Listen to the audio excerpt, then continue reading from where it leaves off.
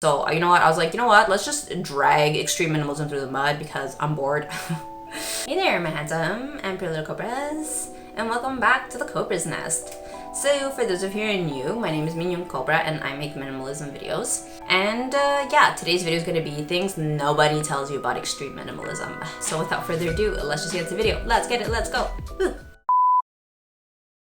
I wanted to make this video because you guys know that I used to be an extreme minimalist and I'm not anymore. I'm just a regular schmegular minimalist. So I just wanted to share my take on some of the things that I just did not really like about the extreme minimalism lifestyle, which I think might resonate with some of my subscribers. You guys know that I'm not really dogmatic about minimalism. I like to bring to the table, you know, keep it real, keep it authentic, share the good and the bad. I think extreme minimalism, in my opinion, is put on some sort of pedestal, which I think is absolutely ridiculous. There is no one minimalism better than another. So you know what, I was like, you know what, let's just drag extreme minimalism through the mud because I'm bored.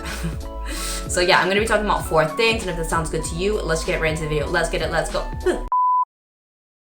Okay, so number 1, washing laundry so often was so annoying. I don't know if this is just like something that nobody talks about. Everybody always says like, oh my gosh, like having a little bit of laundry is like so easy to do laundry. If you've actually tried it, and maybe this is all just me problems, it's probably just all me problems, I can't say that was fun.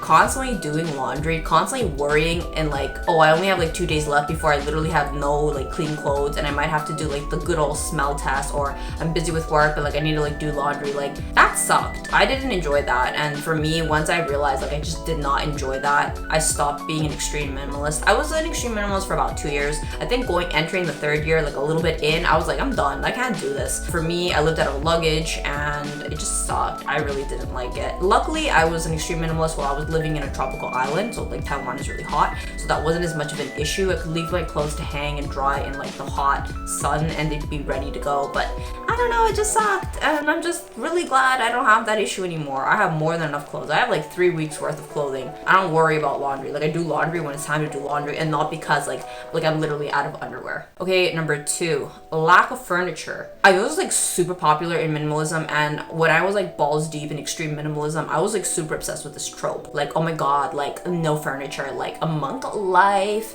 And like I think that is part of the minimalism journey. I think that it is part to go to that extreme. I think that's just a common thing in minimalism. Like I see it all the time, and I've seen it in enough minimalists to know that apparently this is just like part of the rite of passage of minimalism, to just do away with like furniture. But like it gets old fast. As you guys know, like, I would like sit on the floor to like do my work. That sucked. Like at first it was cute, and I was like in my like Japanese era sitting on the floor, but I don't know, I do really like sitting at a desk now. It's nice. I don't have that like fantastical notion in my head that like, yeah, no furniture, amazing.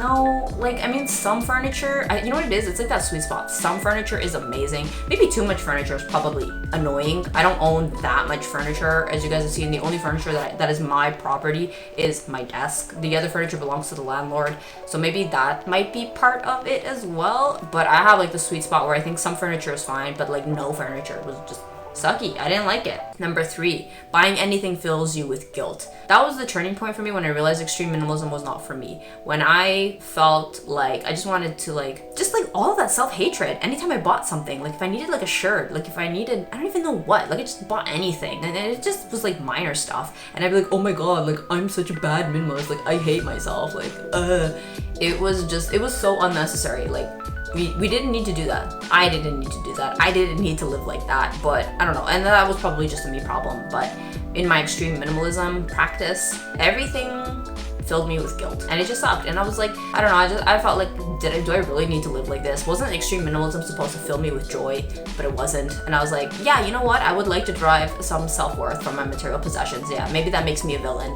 Hate me. I don't know, I've come so far in my journey that like I'm not afraid to like speak certain truths. And yeah, you know what, I think it's just human nature to derive self-worth from our material possessions. And like, does that make me terrible or maybe unenlightened? Yeah, probably, and I'll take it. That's fine.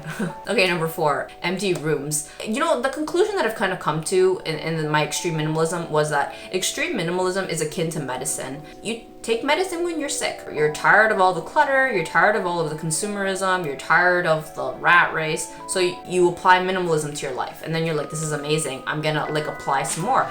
And so you take the medicine and you keep taking the medicine, And it's fine to take medicine till you no longer are sick. But that's the problem with extreme minimalism. You're not sick anymore. You like literally have nothing in your life, but you're here still taking the medicine, hoping that the medicine is gonna make things even better. But like you're not sick anymore. And actually taking the medicine when you're not sick is actually really bad for you. So I think that extreme minimalism is similar to medicine. It's good when you're sick and tired of consumerism. But when you're no longer living with anything anymore and you're living in a deficit and you have to like borrow your boyfriend's clothes because like you have no more clothes anymore, and you're healed, like you're good, like it's cycles. Like now let us move on with our life and live our life. So I think, in my personal opinion, extreme minimalism is medicine. Take it till you no longer need it, but to continue taking it for eternity, thinking like I don't even know what, like I'm just gonna keep taking it was so good, I never want to say stop taking this medicine, is actually bad for you. That's my own personal opinion. That's how I ended up concluding my whole extreme minimalism chapter, that it was just a chapter in my life, but at some point, like, I'm good now. I got other chapters to live. So I hope that could have helped anybody else out who is struggling, because I actually know the struggle is real. Like, it literally becomes part of your identity. I know it's not an easy thing to like cut off, but you know, it'll be fine. You don't have to be an extreme minimalist. You could just be a regular minimalist. Like, it's fine. That doesn't make you any lesser of a person. So I hope that you enjoyed this video, could have helped anybody else out, and I will see you guys in the next one. Thanks for watching. Bye!